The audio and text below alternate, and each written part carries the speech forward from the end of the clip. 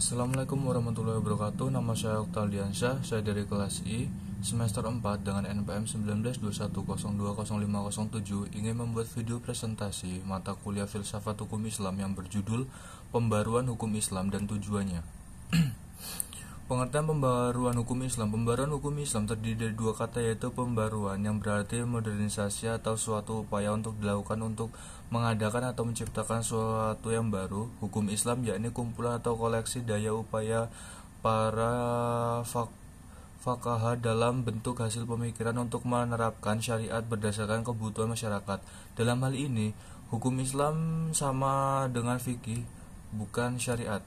Pembaruan hukum Islam berarti gerakan ijtihad untuk menentukan ketentuan hukum yang mampu menjawab permasalahan dan perkembangan baru yang ditimbulkan oleh kemajuan ilmu pengetahuan dan teknologi modern, baik menetap hukum terhadap masalah baru untuk menggantikan ketentuan hukum lama yang tidak sesuai lagi dengan keadaan dan kemaslahatan manusia masa sekarang. Yang dimaksud dengan ketentuan hukum di sini adalah ketentuan hukum Islam kategori fikih yang merupakan hasil ijtihad para ulama, bukan ketentuan hukum Islam kategori syariat. Pengertian ijtihad. Ijtihad adalah suatu wacana dalam pembaruan. Secara terminologi, ijtihad adalah mengheramkan seluruh kemampuan dan usaha dalam mencari hukum syariat. Kata ijtihad hanya digunakan untuk usaha yang memerlukan penggerakan tenaga semaksimal mungkin demi sebuah tujuan. Pembaruan juga dapat dilakukan dengan usaha-usaha. Dalam usaha ini akan terlihat keaslian dan kemurnian sejarah Islam. Cara ini lebih mudah dibandingkan dengan ijtihad. Meskipun cara ini berkaitan termasuk dalam wilayah ijtihad, terkait lebih mudah, karena hanya mengoreksi sebuah pendapat akan lebih mudah. Lebih baik kita memiliki fasilitas di atas.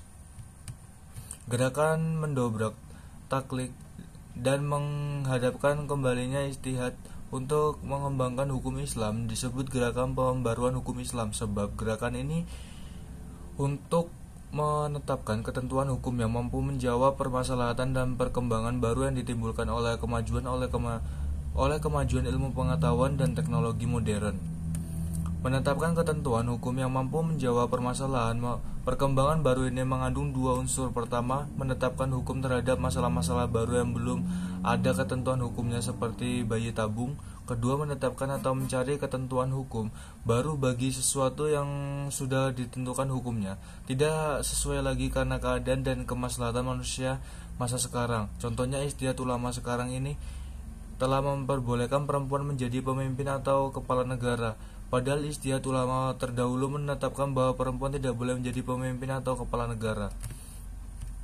Tujuan pembaruan hukum Islam. Pembaruan hukum Islam merupakan suatu keharusan, bahkan kewajiban yang mutlak. Pembaruan atau modernisasi berarti berpikir dan bekerja menurut fitrah dan nusnatullah yang hak.